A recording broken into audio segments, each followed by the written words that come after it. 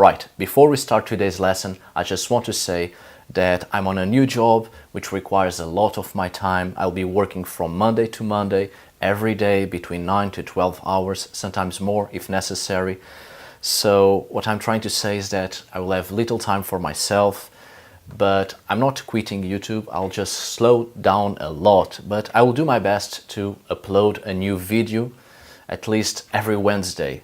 So with this being said, let's get started. Hello friends, my name is Ari Thurger and today I'm going to talk about Viking warrior women. Were they real? As I've told you before, there are historical facts and then historical facts proven by sciences. There was always this idea of Viking women fighting alongside men. Fearsome female warriors in poetry and in the sagas. For instance, we have the famous Frøydis Eriksdottir, the daughter of Eric the Red.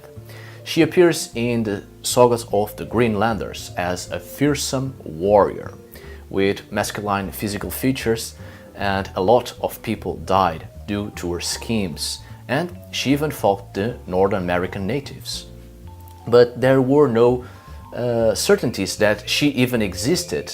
We have always heard about warrior women in ancient Scandinavian societies, especially during the Viking Age. But the truth is, there were no palpable evidences that they were real, that the women in these societies were warriors or could be warriors.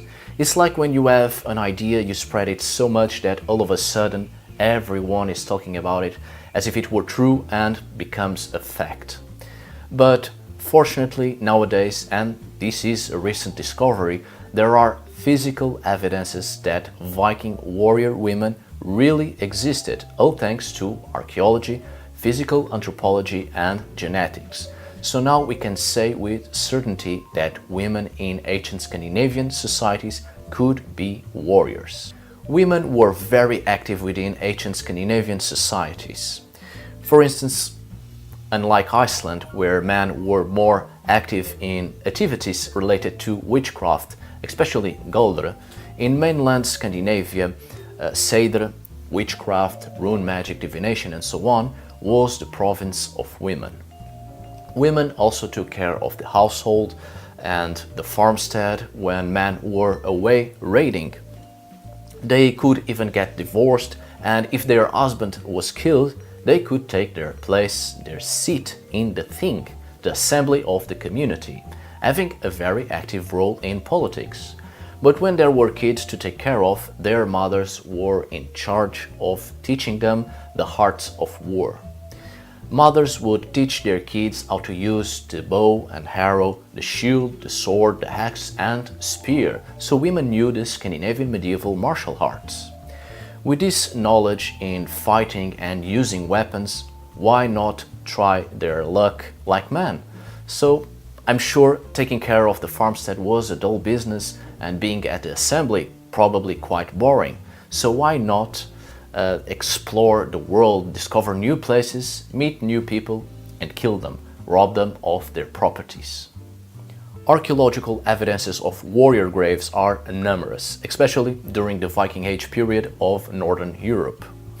And in the Viking town of Birka in nowadays Sweden was the key center of trading between the 8th and the 10th centuries. There is a great number of graves distributed over large burial grounds, encircling the town area.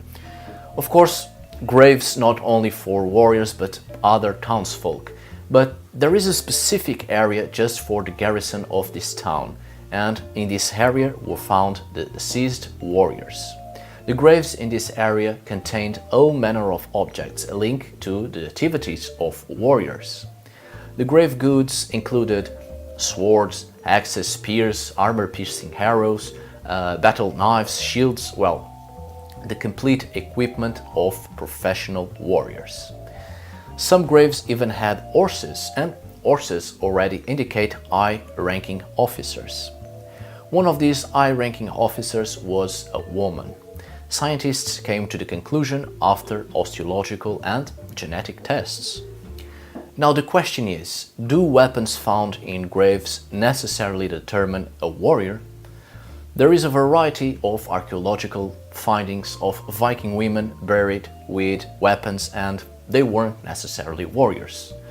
But this one in particular not only had all the equipment a warrior needs, also had horses. 2 horses, as I have said. Horses weren't easy to come by, and it was extremely expensive to own 1 horse, let alone 2.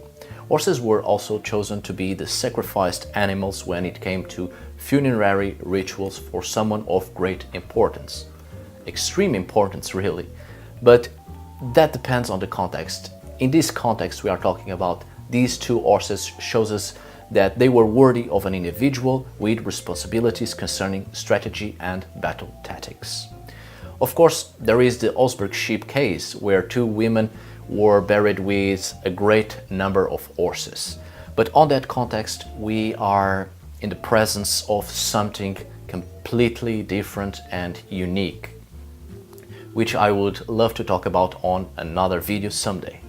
And now you ask, what about signs of trauma in the skeleton which indicate that the individual was a warrior? Well, I must say that the skeletal remains of this female warrior did not exhibit signs of trauma. But weapon-related wounds are not that common. Actually, during the Viking Age, traces of violent trauma are more common in mass burials, so it's more likely to find graves for a single warrior with little or no traces of trauma. And, well, not every weapon eats the bones and leaves a mark, so we have to take in mind that there is a lot of flesh and muscle to slice, and people can die from it. Well, this goes beyond my professional knowledge. As an archaeologist, I know a bit of theoretical physical anthropology and a tiny bit of genetics, but that work is left for the scientists who really know about this stuff. And they say this skeleton belonged to a woman, and we can be certain it did. Now, is this the only female warrior of the ancient Scandinavian society? Well, of course not. Till nowadays, the idea was that men were the warriors, and no one really went to the trouble of properly study the osteological remains to see the gender. And this woman was not only a warrior, but a high-ranking officer.